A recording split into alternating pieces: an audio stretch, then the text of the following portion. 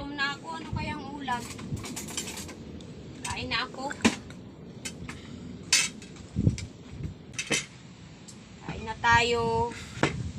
Walang ulam.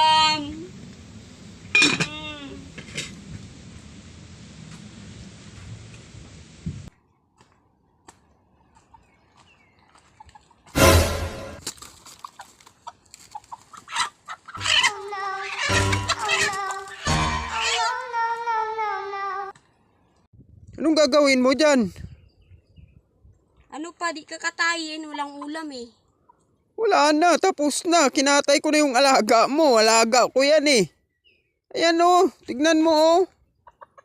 Oh, wala na dyan oh, di mo napansin. Wala na yung isang manok dyan.